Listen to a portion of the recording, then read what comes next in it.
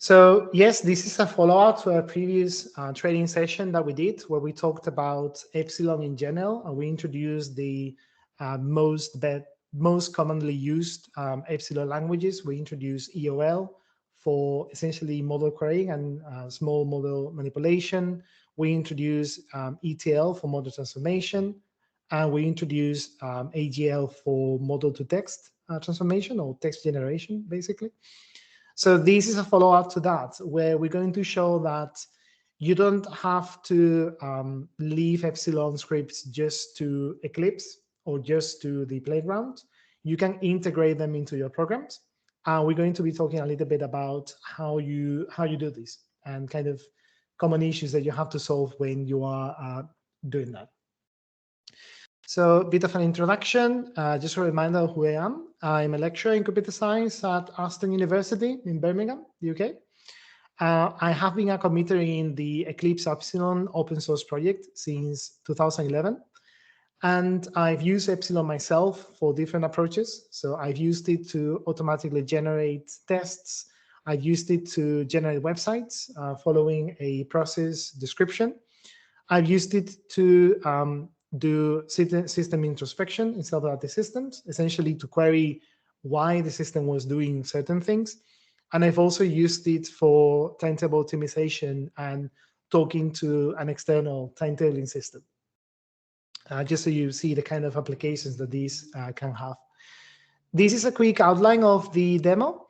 First, I'll do a very quick review of the main concepts from the previous session, just so everyone is on the same page.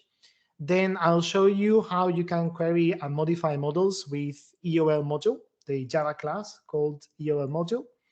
Then we'll see how to transform a module into another module with ETL module. Then we'll use EGL to generate text with that very long class name. Thank Deity for autocomplete. And if we have the time, we could look into things like extending Epsilon with our own Java code and so on. Okay, but we may or may not have time for this. So just as a quick review about modeling concepts. So model-driven engineering is about using models to develop a system. And a model here is just basically a partial description for a certain purpose of the system. The models are written in a modeling language that has a formal syntax.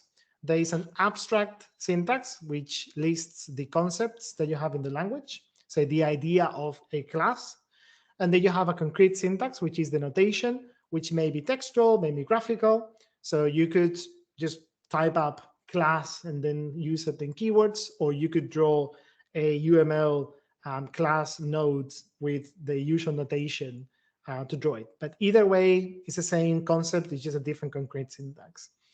A modeling language could be general purpose, UML is one, could be domain specific. You can have your own dedicated language for a very specific problem. Eclipse Epsilon, again, another review of this, just making sure everybody knows.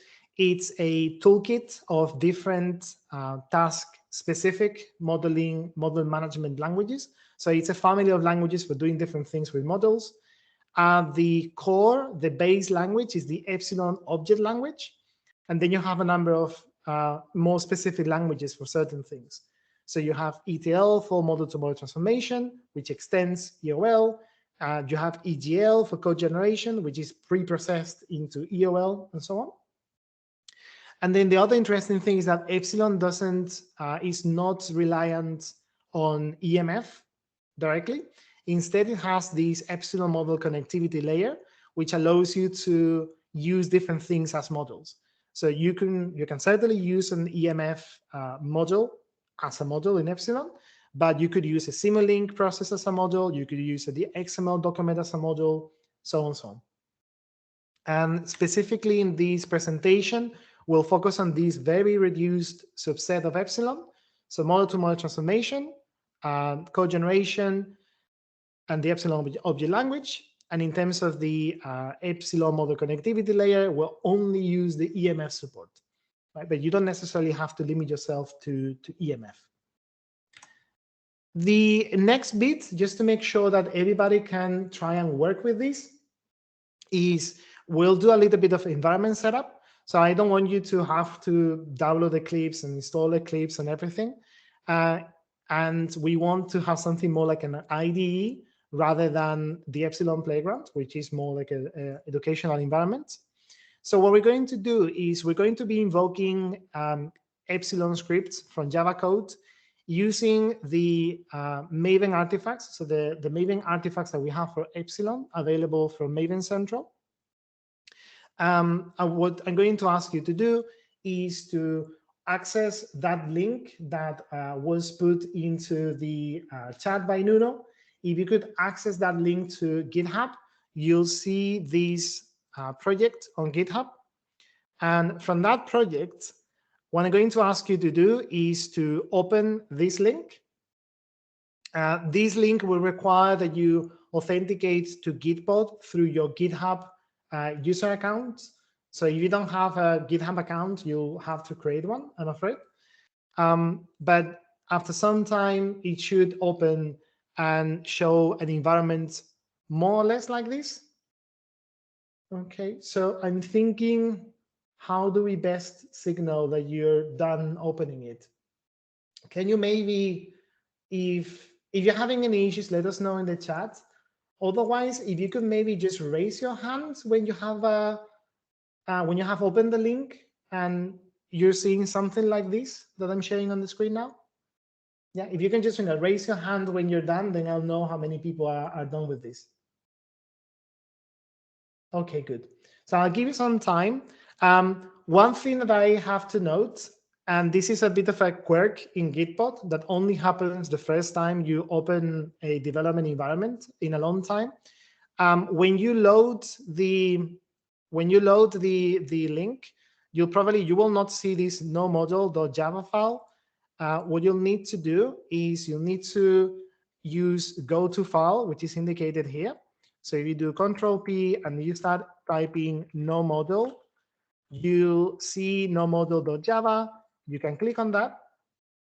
And after some time, so there's usually a little bit of a delay while the Java support for the Gitpod is loading. After some delay, you should see these run and debug links on top of the main methods, right? So right on top of line 8. If you don't see them, feel free to just reload the page. Okay, this is a persistent development environment, so you can reload the page just fine, and it will just open the session that you have. There's some quirks here, so after 30 minutes of inactivity, it will just stop, and you have to access the link again. Okay, but if you don't see this run debug, you can just reload the page, and after some time, you'll see the run debug. Okay, it's just a bit of a quirk that I've noticed in Gitpod that can happen sometimes. So I'm just going to give people a little bit of time to get themselves set up.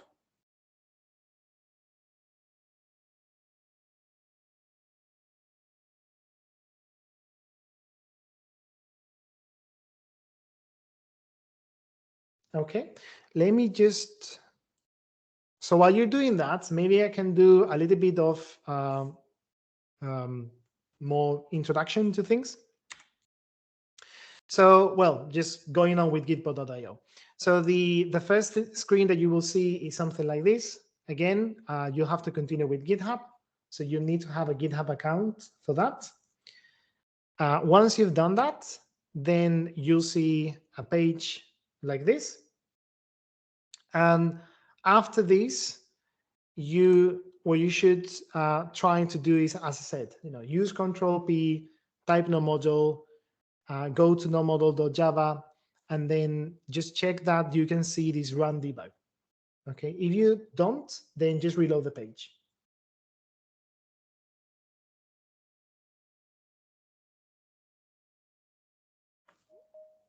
Okay, so I see a few people joining at the last minute.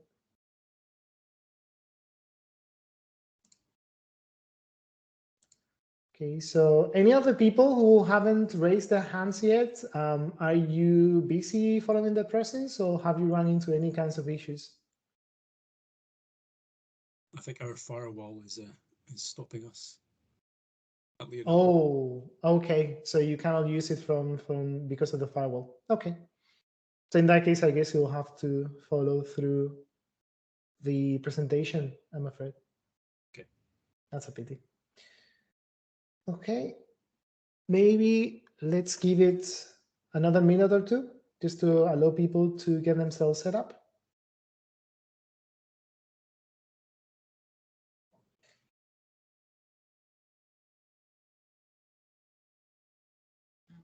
Okay, I'm seeing quite a few people with their environment ready. Let's give it one more minute and then we can get started.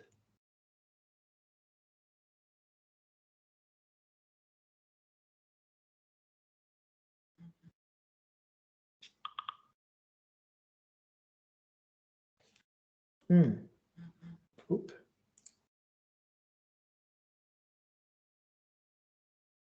Yes, so yeah, sometimes you have to reload a few times. So one thing that's important, I'm just going to show you if I reload the page like this. Again, this is a bit of a quirk of the web-based IDE. These will reload, and you'll have to wait just a little bit. You'll see this at the bottom of the window. You'll see there are these spinning arrows here at the bottom. So you have to wait until you see these thumbs up icon here, showing that the Java support is ready. That's the bit of the quirk of Gitbot. Because internally, what this is running, it's a web-based version of Visual Studio Code, and this is connecting to a Java language server to do the whole auto-completion and cross-linking and so on. So sometimes that can take a reload or two to do that. But I'm thinking that people are more or less ready, I think. So I think let's get started. And the rest of the people, you can just follow through the presentation or you can keep trying with the Gitbot environment. So let me switch over to the slides to view through them. So the first thing we're going to try and do is to query models with EOL from Java. And first, before we get to the actual Java code, I'll explain a little bit what's the project structure and how do we set up the different dependencies and so on, in case you may want to do a similar setup for your project. If you go to Gitbot and you start looking around, you'll see that it's a pretty standard Maven project. There's nothing special about this. This is just plain Maven, really. We're using Java 11 just because it's a well understood, very stable version of Java at this moment.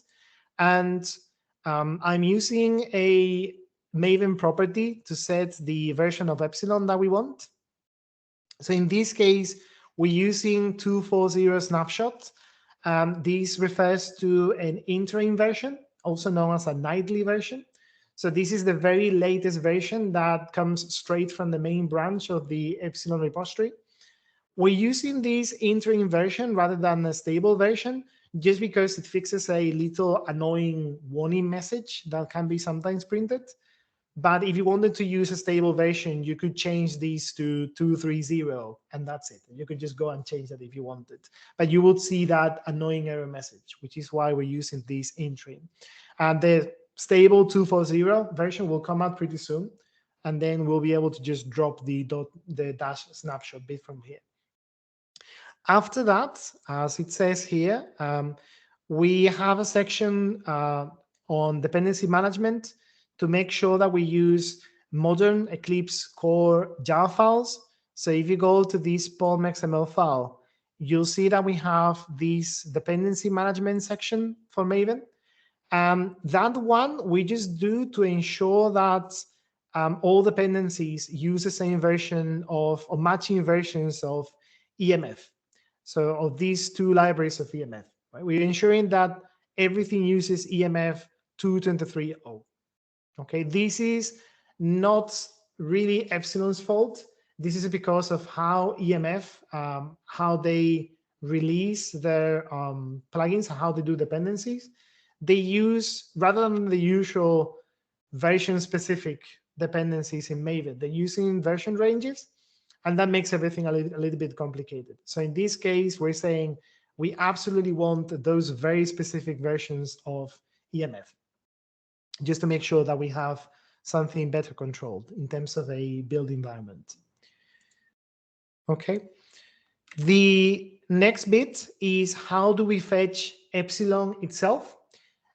So the way that this is structured is you'll see that there are different, if you search in Maven Central, if I just go to this link, and by the way, the slides are also accessible from the Git repository.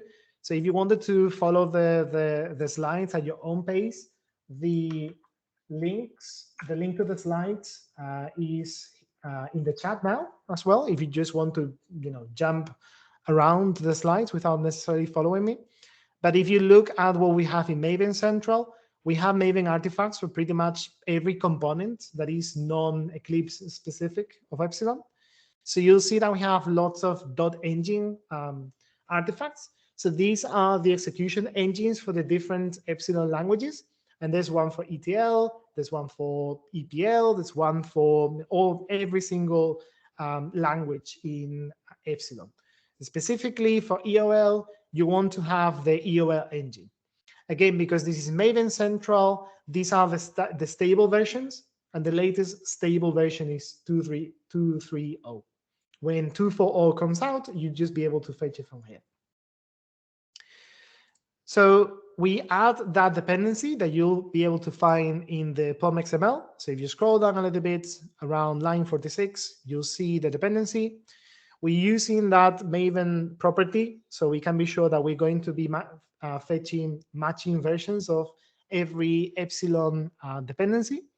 So we have that one. So that means that we do have access to EOL just fine. Now we can keep going down. So the first example program that we're going to run is just EOL without any models at all. So what I'm going to ask you to do is to go to Gitpod and open the nomodel.java file. Again, you can either go to source main java.com MDENet EOL nomodel, or you can just do Control-P, nomodel.java, and press enter, and this should open this particular program. Then what I'm going to do is let's explain the three main steps that this goes through. Okay, so I'll just switch over to the Gitpod environment. So this is a very, very simple Java program. You see the three main steps that we go through. The first step is we create a new EOL module object. This represents an EOL script. And what we have to do then is to call the parse method. So this parse method, it receives the location of the EOL script. And there are different ways, there are different versions of this method. Some versions take a string with a path to the file. Some take a URI. There's a number of them. I think there's one that takes just straight up the source code of your Epsilon script. If you have something so small that you can just put in a single string, you can also do that. So there are different versions of these parse methods.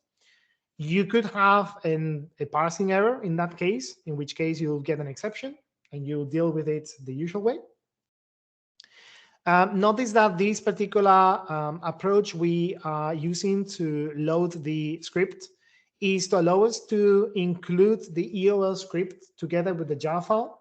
So this is a resource that we will be including in the Java file. And we know it's a resource because it goes in source main resources, like any other resource in a Maven program. And in fact, if you want to go and just open that EOL script, you can do that. You can either do Control-P and then 01 no model.eol and press enter, and that will open the script. And you will see that this script is incredibly simple, right? This script is just returning a hello world string. Okay, the absolute most simple EOL script that we could run. So that script is parsed. After it is parsed, we execute the script. Now, execute can return an object. And that will be the result of the last return statement that we have run in the script. So in this case, we did return hello world. So what we'll get is this string. But for instance, you could be running any kind of model query and returning a particular subset of the model, for instance, and that would allow you to use EOL to do queries, for instance, inside a model. Okay, and then we print out the result. If there are any random exceptions, we print them out, and that's pretty much it.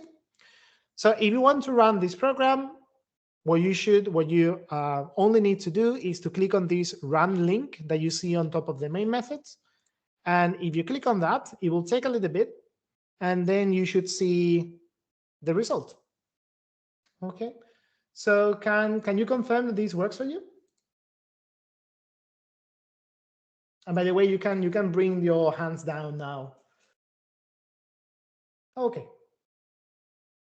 So I do see people with their hands up. Okay, some people brought it up briefly, and I guess that was signaling that it worked for them. Okay, how is it working for you in the chat? All good? Okay. So this is the absolute bare minimum of how to integrate Epsilon into your Java program.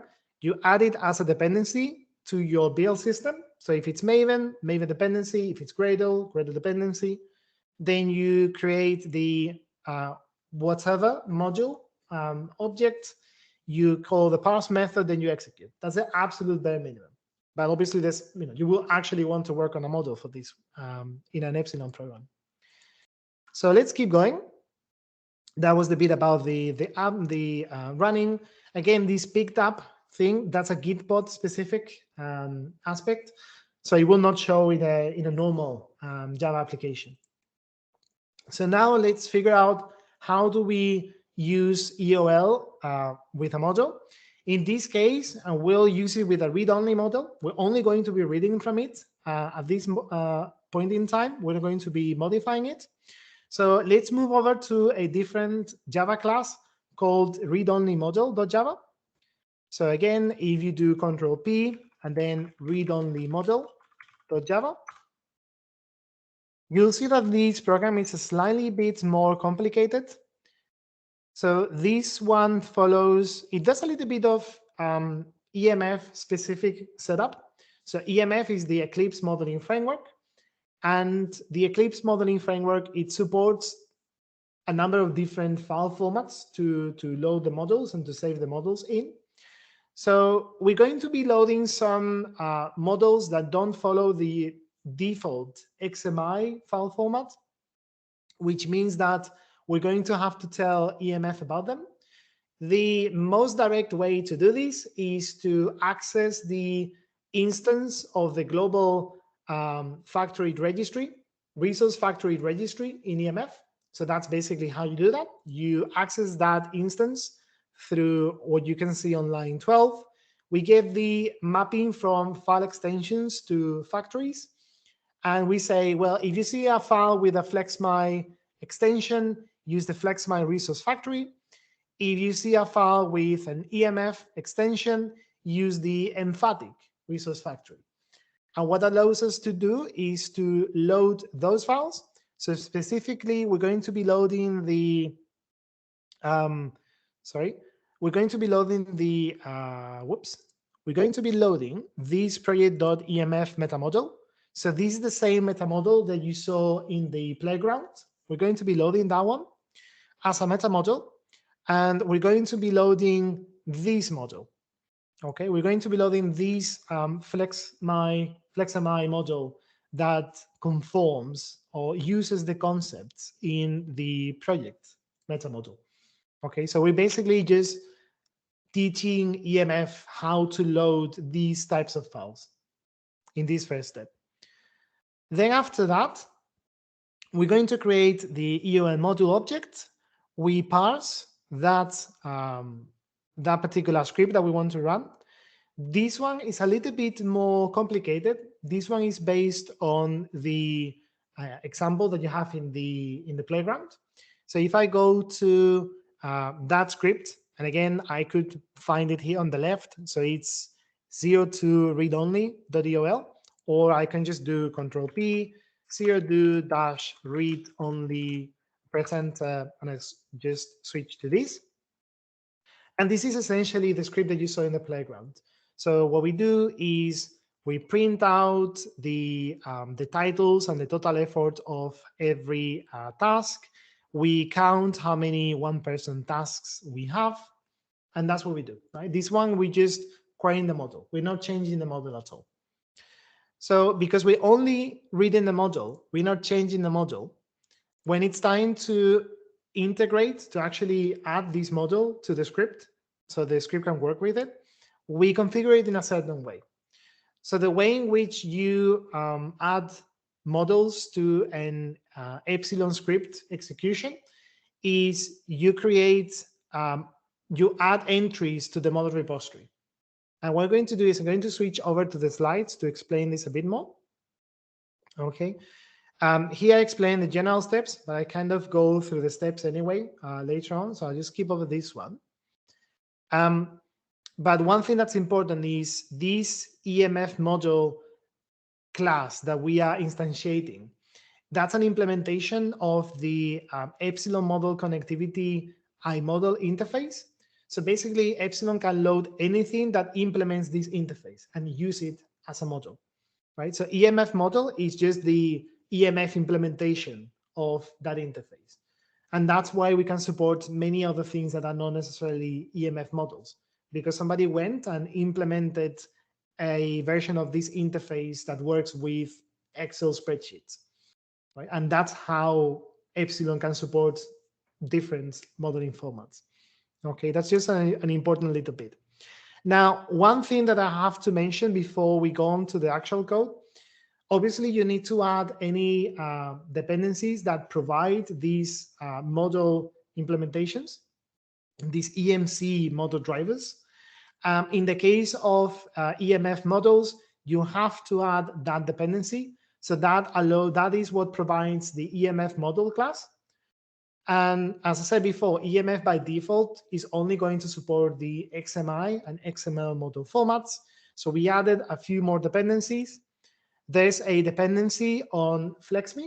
So this allows Epsilon to read FlexMe models through EMF, right? So this tells EMF how to read FlexMe models. And because Epsilon can work with EMF models, Epsilon can work with FlexMe models. That's how it works out. There's another dependency on emphatic. So again, this allows EMF to read emphatic descriptions as meta models. And because EMF can do that, so can Epsilon as well. Okay, these are the dependencies that we need for this example. And if I switch over to the POM file, I can point you to where those are. In the POM file, you can scroll down a bit more, and you'll see that I'm listing those dependencies, right? This is the one that gives you EMF support in Epsilon. One thing that we do, by the way, is we exclude the one dependency that this artifact has on org Eclipse XSD, because we don't need the XML schema support in EMF. So we just exclude that to clean up the Maven dependencies a little bit. And then we have a dependency on FlexMy, and we have a dependency on emphatic. And again, another bit of cleaning that we do, we don't really need the Eclipse core runtime either for this project. So we also exclude that. Okay, so if you want to start a new project using Epsilon, you can take this one as a reference, and you may be able to reuse this little bit of insight on how to clean the dependencies a bit. Let's go back to the Java code. So let's go back to read-only model.java, and let's look again at what this code is doing. So line 21, it's creating a new EMF model. Again, an EMF model is just an implementation of iModel, right? If you want to jump around the code, you can hold Control, and then you can click on things. So I can click on EMF model, and you can jump to the source code of EMF model, and you'll see that what it basically does, if I scroll all the way up, it extends from this, and eventually you'll see that it's just an implementation of iModel. So if I keep going up, and I keep going up, and I keep going up, eventually it's just an implementation of iModel. Okay, there's a little bit of complexity here around the different layers of caching and implementation and so on. But essentially, if you want to add support for your own type of modeling technology, just implement your own iModel. That's what it boils down to. So we create that object. Now, a model, as I said before, it conforms to a certain meta model. So you have to specify where that meta model is. There is one where your meta model is defined in a file. So in this case, the meta model is defined in that project.emf file. But it could be, in some scenarios, you might want to have a URI instead of a file, because you may be using a central registry of meta models of some sort. So there are ways to do that as well, but we're not going to use that in this particular example project. Then you have to specify the path to the model file. So in this case, we say that we want to load models/project.flexb, and we have to specify two flags. So one is whether we want to actually read the file when we ask the model to be loaded. So we say true in this case, we want to actually read that file. And there's another flag that you have to set, and that says whether you want to store, the model back to disk when you dispose it, when you unload the module. And in this case, we say no, we do not intend to touch this file. We don't want to actually change this file back when we're done with it. Then we ask for the model to be loaded. And then finally, we access the context of the EOL script. Then through that, we access the model repository. And we finally add that model to the repository. So this will allow the Epsilon script to access that model. Then we run the script. And one thing that's important is, and you see this new step here, we have this finally block, which will make sure that we will always dispose all the models. So the only thing you have to do is get the context, get the model repository from there, and then dispose that. And that will unload all the models. And if any of the models are set to be stored on disposal, it will store them back to disk. Okay. This is what you have to do if you're only going to be running a model for querying and you don't intend to actually change it. Let's try running this program and see what it does. So if you click on run, you'll see here in the terminal that it produces a certain output. And if you remember, if you went to the previous session, you'll see that it's basically the same output as in the playground. It's exactly the same example. Okay. So is it working for everyone? Do you have any questions so far?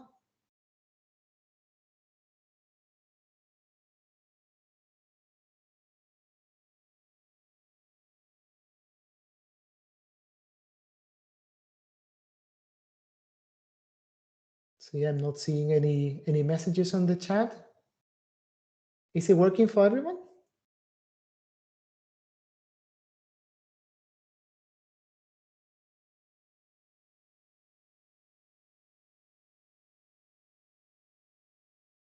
Is anybody running into any issues?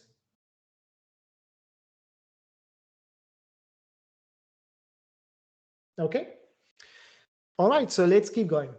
So I'll just go back to the slides, and there's a little bit more here where I was explaining the code and so on. Okay, so in this case, you can go through these slides after this presentation, but I've been already walking you through these different slides anyway. So just move through these. Now I'll give you a little bit of a task to do. Okay, so I'm going to ask you to, instead of printing a value, change the last statement of the EOL script to a return and change your Java code to print the result. Okay, I'm just going to ask you to do a little bit of a change just to make sure that people have understood how this works. Okay, so make the Epsilon script return the last value that it printed, and then have your Java code print the result. It's going to give you a bit of a task.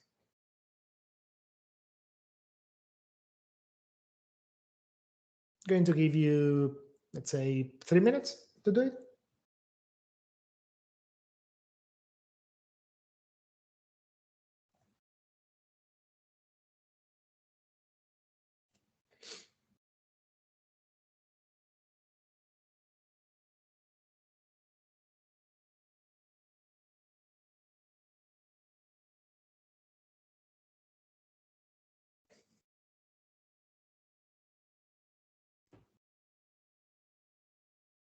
Let me know if you have any questions or if you're not sure how to do it.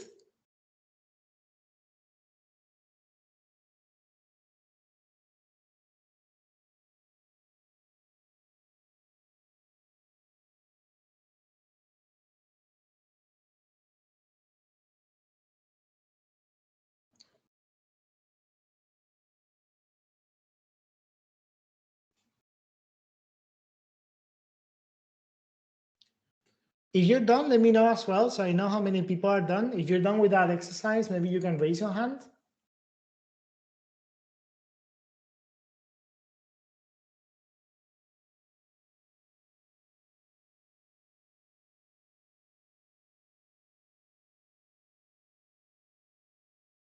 Okay. We've got one person that's done.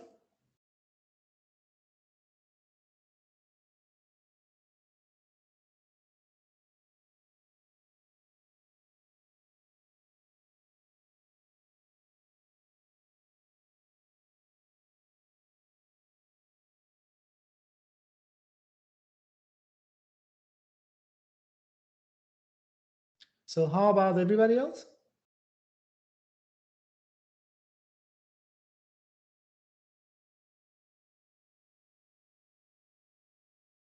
Okay, we have people that are done. That's good. So let's work a little bit on this. So can anybody tell me in the chat, what did you change?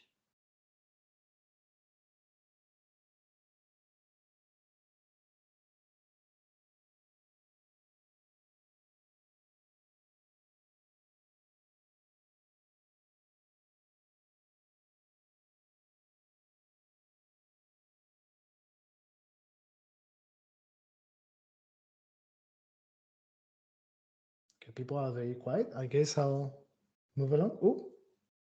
Store the execute results. You have a print line as well. Yep. So I guess that's different things, right? So the first thing we have to do is we have to change the EOL script. So it will actually return this number of values, right? So, we might want to change this line in the read-only script to return the value instead, right? So I'll just go and comment out this bit, right? Instead of printing it, we want to return it. And then the next thing that we'll want to do is the read-only model. We'll want to change these to object result in this case, and then we'll want to print it out. Right? Okay. So if we do that, one person tasks from Java, for instance, right? And this way we have changed the EOL script, and we have changed the Java code a little bit to get the result. We can click on run, and that shows the new message. Okay. Yep, exactly. So that's one little exercise that we wanted to do. Let's keep going. So now we're going to have another bit where we change things a little, and we're going to run a different script. So here's another exercise. Let's create a copy of read-only module called WriteModel that is going to run that different script. So instead of 02 so-and-so, it's going to run 03 add task. And it's going to load and save models project flexmi xmi. Okay, because flexmi actually doesn't save. It's not a writable format. It's only for reading. If you want to save, we have to save to xmi. Okay, so if you'd like to make those changes, and let me know when you're done. So if you want to create a copy of the file, just to clarify that bit, You can right click on the file just fine, and you can do right click copy, right click paste just fine. That will create a copy of the file, and then you'll want to change the name of the class, right? So I'm just going to change the name of the class. I think I'll use the quick fix to rename the file to the right name. So that doesn't seem to have, oops. There we go. Okay. So this is, you have this copy of the WriteModel. So what I'm going to ask you is to change it to run a different script and to save to a different location. So if we want to run the 03 script, which line do we need to change? Rafael Chavez, that returning a collection of tasks, that's also fine. If you wanted to change that, that also is perfectly fine. So if I wanted to load a different script, which line should I change? Yep, line 18. Yep, so in this case, instead of running the 02 read-only script, I want to run the 03 add task script. Right, so I'm just running this particular script, okay, instead of the other one that I had in the resources folder. And also I want to save, no worries. If I want to save to project EMF project FlexMI XMI, which line should I change?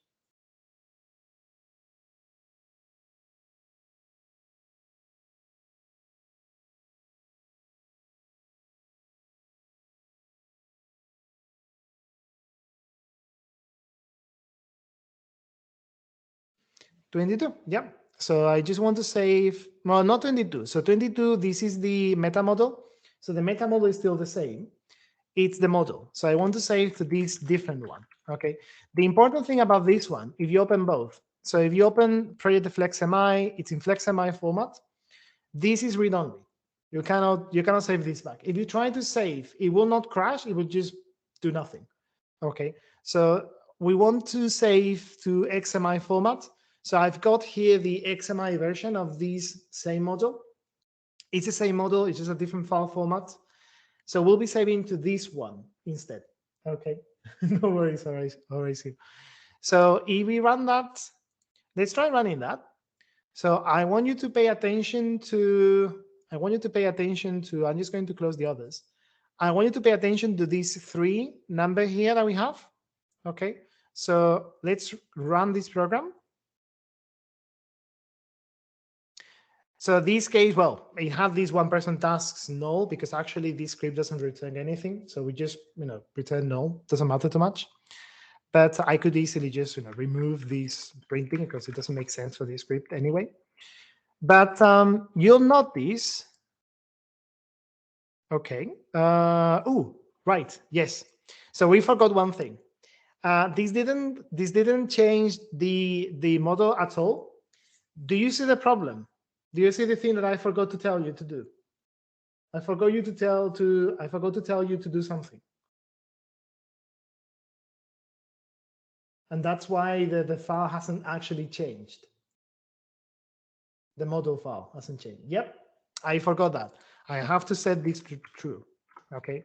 Because otherwise it doesn't actually save the model. So I have to set that to true. If I run that, yep, that finished running, and we have 4 now. So we have, if you click on this thing that looks like the Git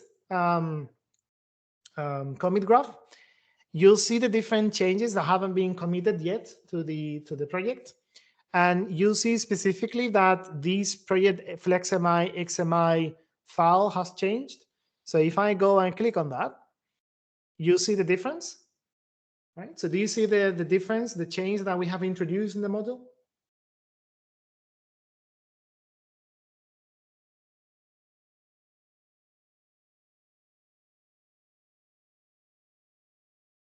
Yeah, you see that we've created on the right, you see that we have created this new task, essentially, okay, which is exactly what that script does, right? If I go to 03 task, you'll see that all it does is it creates a new task, calls it example, sets the start to 10, sets the duration to what the duration variable has if it's defined, or 10 if not. And then it adds the task to the list of tasks of the first project in the module, which is also the only project in the module. Okay, because if you see the module, there's only one project. It's the root object in the module in the first place. Okay. So this is the little bit of an exercise that I have for you. Right, we have those changes and so on. Now, one thing that you'll see from the script is, it's using this default duration 10, and it's using that duration because it tries to check if this variable duration has been defined, and it hasn't been defined, so it just defaults to 10. What if we wanted to actually pass a value to this script, and we actually wanted to parameterize this script so we can pass variables from our Java code back to the script itself? There is a way to do that, and that is mentioned in the slide right after that. So what I want you to do is to add that little bit of code right before the execute call. And what that bit of code is going to do is it's going to get the context. From the context, it's going to get the frame stack. And inside the frame stack, it's going to put a read-only variable called duration and give it the value 42. Okay, so if you can add that right before the execute call and then try running WriteModel, you should be able to see that now it's actually using the duration that you've given it. So I'm just going to go and do that. I'll just copy and paste this code into the right location of that Java program. So I'll go to WriteModel.java. Right before the EOL execute, I want to add that variable. Okay. When you add this variable, obviously it will complain because we have to import the class. So you can hover your mouse, quick fix, and you want to import the EOL execute context variable. That's the one you want to import. So we import that one, and this is fine. So if you do that, and then you run the program, you'll see that it finishes running. And if I look at the differences in the XML file, you see that we have these two lines. There's the task with duration 10 that we had from the first run, and there's the line with duration 42, which we have from the second run. Okay, so this is how you can pass variables to Epsilon programs as well. They don't necessarily have to be read-only variables. They could be, changeable variables as well. But if it's supposed to be an input, probably should be read-only, so you don't have funky business going on to the spooky action at a distance kind of problems. Okay. Any questions about these so far? Anything you'd like to ask? We might speed up a little because I want to go through the other examples, so we might speed up a little from these last 40 minutes that we have.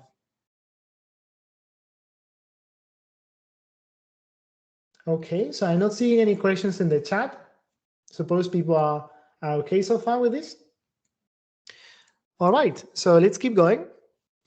One thing I do want to mention, this is a bit of a detail of Epsilon. So that frame stack that you see there, it's exactly as a regular, general purpose programming language where we have frames and each frame contains variables. And we have a frame for global variables. And then we have additional frames for every time you do an operation call, essentially. That's how we keep track of the different local variables that you have in the program. Okay. So let's move on to the ETL language, to the Epsilon transformation language. I'll speed up a little for this one. So let's go to tree-to-graph.java. And if I just go back to Gitbot and I do Control-P, tree-to-graph.java, not graph.etl.java. So if I go there, you'll see that we are in this tree to graph class. The basic structure is pretty much the same as usual. We have the first bit of setup for EMF, so you can load FlexMI files and EMF files. Then we parse the sources of the ETL script. And then we add the different models to the model repository.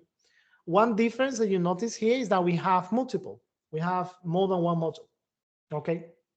So we have the source model, and we know it's a source model because we're setting the name of it to be source. So the source model is a tree model. It conforms to the tree.emf meta model, and we're reading it from this tree.flexmy file. Because we're only reading it, we have read and load set to true. We're not going to be storing it back. So stored on disposal is false. We don't want to change it in any way. We load it, we add it to the repository. Then for the target module, it's the same, except we set a different name. So we call it target. It's going to be a graph module. So it follows that graph meta model that we have in that file. We're going to save it back to graph.xmi. But you'll notice that we flip the flags. And in this case, we're not going to read what's in the file when we load the module, right? So this load is just basically initializing the data structures of the module, but it's not actually going to read the file itself. But we are going to store it when the models are disposed. Okay, so you see that basically it's just a variation of the things we've been doing with EOL. We add it to the repository, and then we execute the script and we dispose the models, right? It's essentially the same structure as usual. The reason why we're specifying here source and target as the names, there's a reason for that. And it's so when we talk about types in the transformation, we can actually refer to which meta module are we talking about. So I'll show you what that looks like. If I go to the actual ETL script, so if I go to tree to graph.etl, so again, Control P, tree to graph.etl, and I go there, you'll see that what we're doing is we have a number of rules. This rule, for instance, it transforms a tree, specifically a source bang tree, which means a tree from the meta model of source, right? A tree from the tree meta model, right? Because source, that's the source model. And we transform that into a graph of the target model. And that's a graph of the graph meta model, because that's the meta model of that specific model. Does that make sense?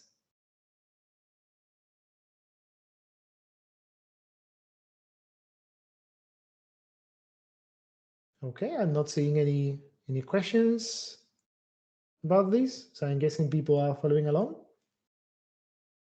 Okay, so we have those rules. That's how you have to set this up. And other than that, we can run it as usual. So I can just click on run, and you'll see that there's a new model coming up. So that one, so I think that one, I'm ignoring it in Git, and that's why you haven't seen it in the changes in Gitbot. But you can just open it. So it's in models, graph XMI, and you can open it just fine, and you'll see the module, right? So I can just see them side by side. So I've got these. This is the graph module, and this is the source tree module. So you see that these root node T1 became the graph, right? That became the graph. Then you can see that this T2 tree became this T2 node, that T3 became this T3, that T4 became this T4, and then I have some edges to represent the original relationships that they have between them. Okay. So this is how you use ETL in its most basic form. There's a little bit that I have as a bit of an exercise that you can try. So if we scroll down, I already explained this bit, so this is fine. there's one bit of functionality that you can obtain from ETL that if you want to use it from Epsilon, you usually have to use the, well, from Eclipse, you have to use, I think, the untasks, or you have to set some specific flag to get this information. And that's what's called traceability, right? Because one thing that happens here, in this case, it's pretty obvious that, you know, this T2 came from this T2, but there may be cases where it's not so obvious, and you may want to get the information about where did this model element come from exactly. So this is what's known as traceability information, and we can get that information. If you copy and paste this bit of code right after the execute call in the Java program, I'm just going to copy and paste it straight away and explain what it does. So if I go back to the Java program, I just go down here and I add it after the execute call. And I'm doing after because obviously, you know, the transformation must have run in order for me to have these traces. So if I hover over the transformation, I can use the quick fix to import the write class. And well, I'm just going to close this bit. So what this is doing is it's going to the context of the module, then it's going to its transformation trace, and it's going to its transformations. And when this means transformations, this is referring to every mapping from a source model element to a target, a set of target model elements. Because actually ETL, from one model element, you can produce multiple. It doesn't have to be just one. You could be producing multiple model elements from a single model element. So if I go and run that, you'll see that I get this listing of things. So this is it's actually a traceability model. So you could basically save this information as a traceability model. And you'll see that it has the information, right? It's linking the two things together. So it's basically saying that this particular tree node produced this other this graph object, right? It's actually a list. So you can see that here I could be having more than one target, right? It doesn't have to be just the one. It works. It's not particularly nice to look at. So in the slide after that one, there's a slightly more, then it looks like this. It's not particularly nice. So there's a slightly better bit of code that this is using. This is an example of the kind of code you had to write if you were using EMF directly without going through Epsilon. So just replace the code that we added with this other code. Just going to replace that bit of code. Okay. I'm going to do the imports. So I'll just import the things that we need to import. Okay. So this is a little bit nicer. If I run this, I'll start with just showing you the output. If I run this, I'll get something much nicer to look at. Right. So in this case, you actually know that this tree produced that node, that tree produced this node, that tree produced this node, and so on and so on. Okay. Actually, that's not necessarily a node. The tree T1 is actually producing a graph. So that's a bit of a bug on my part, which I'm going to fix in a moment. So give me a second. EOB target, T class, get name. There we go. That's a bit better. Let me try to run it again. Notice this little bit here. There we go. So we know that tree T1 produced graph T1, tree T2 produced node T2, T3, node T3, T4, node T4, right? The way in which we have to do this is a bit clunky because of how EMF works when you're working out of what's called a dynamic metamodel. So a dynamic metamodel is one that you load from a file rather than getting as a piece of generated Java sources, right? So you can basically tell EMF, generate this Java library from my metamodel description, and then you don't have to do all these casting to, all these things with these structural features and so on. You can just use regular Java classes, or you can load the metamodel from a file, but you have to use all these generic API that goes through e-objects and e-structural features and so on. Okay, so this is the only thing that's a bit annoying about this. We have to get the source of, so the source elements of this transformation rule. We cast that down to an e-object because we know it's an e-object. We're working with EMF models. Then we, from the class, from the e-class, from the concept that object is from, we get the label attribute, and we get the value of that attribute in that specific object. So we basically get the label of that source element.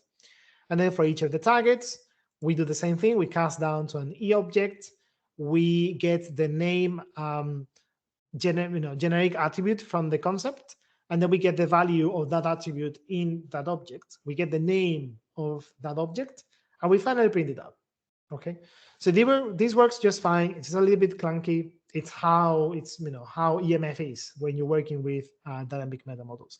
But just so you can see that you can get this traceability information, which is very nice, and it's something that you don't get with if you were just coding the transformation yourself by hand with plain Java.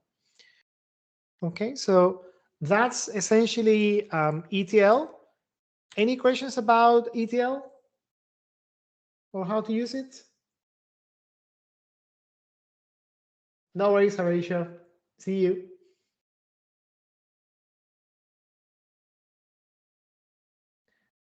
Okay, let's keep going to EGL. So EGL, in this case, again, similar structure. Let's use Control P and go to project to chart.java. So if I go Control P, project to chart.java, I can go here and you'll see same old structure. Now there's one little detail here. There are two details. So one is you'll see that this EGL class that we're using, it's not the usual E something module. It has this name called template factory module adapter. And that's because of essentially a detail of how EGL is implemented.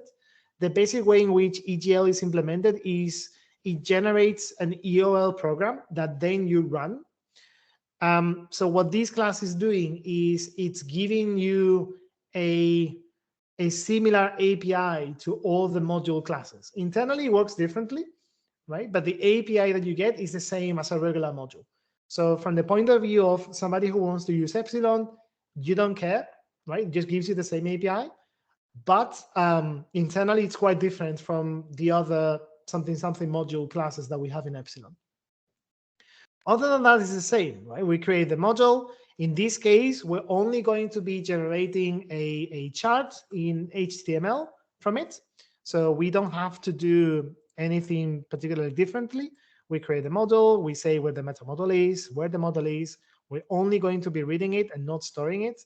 Load it, add it to the model repository, and so on. One difference is you'll see that here when we do execute, so in this case, for instance, we had execute, and we weren't getting the result or anything. In the case of an EGL script, when you execute, what you get back is a string with the generated sources. So that's just a plain Java string that you can then do whatever you want with it. So in this case, I'm just going to be writing it to output.html. That's the only thing I'm going to be doing. So if we run that, you'll see that it runs here. It completes the execution, and you'll see at the root of the repository, there's an output.html file that shows up here. And this is the HTML code that we just generated. If you want to see what it looks like, you can do that from Gitpod. You can click on these at the top right. There's this little live preview button. So it looks like two rectangles with a little magnifier glass on it. So if you click on that, it will take a little bit, but you should be able to see something like this. Okay, and this is just a browser tab that is showing this chart that we generated. Okay.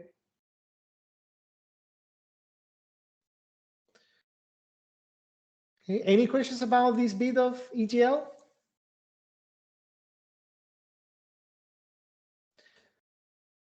Okay. Again, there are other things that you can do with ETL. You can do things like defining a formatter, for instance, if you want to post-process your source code to meet, for instance, some kind of indentation strategy and things like that.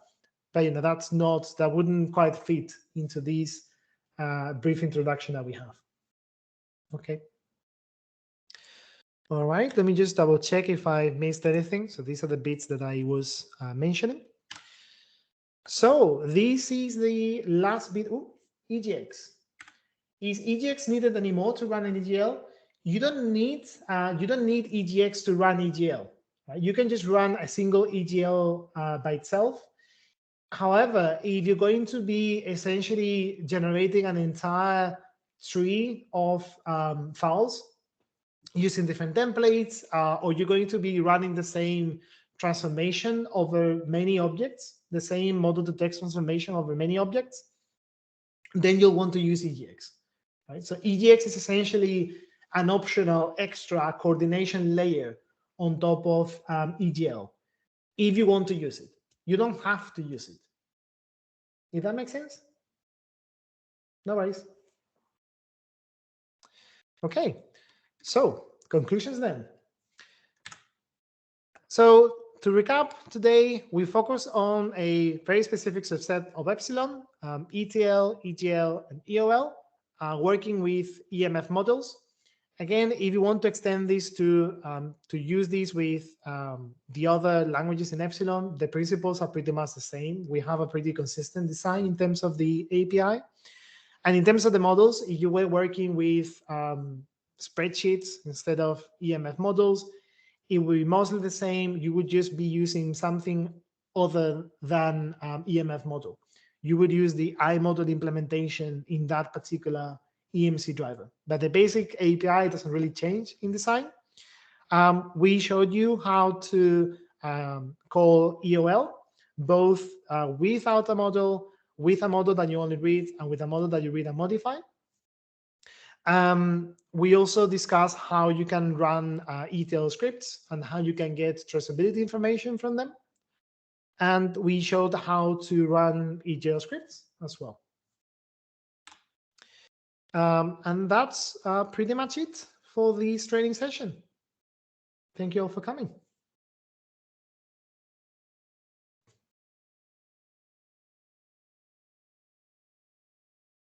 No worries. Any questions or any other things that you'd like to discuss, or any questions you may have about Epsilon or how it integrates with Java and so on?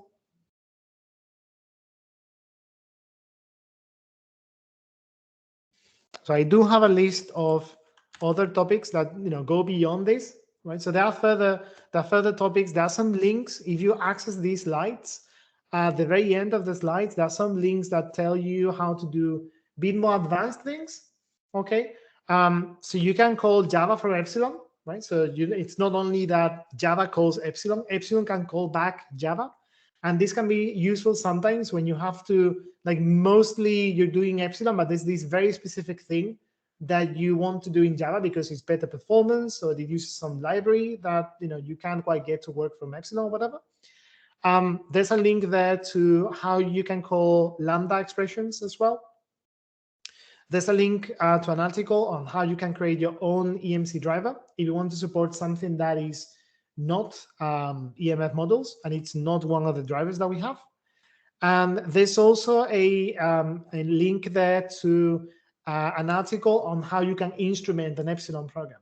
So you can basically add a sort of debugging layer where you decide whether the execution of an Epsilon program should stop or pause, or you want to track when a particular type of statement in Epsilon is running, for instance. You can also do things like that. Okay, but they go a bit beyond the scope of this tutorial. Okay.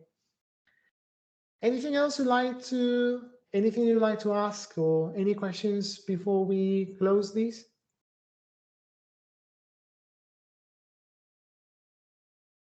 No worries, Defrim. No problem, Alexander. Thank you.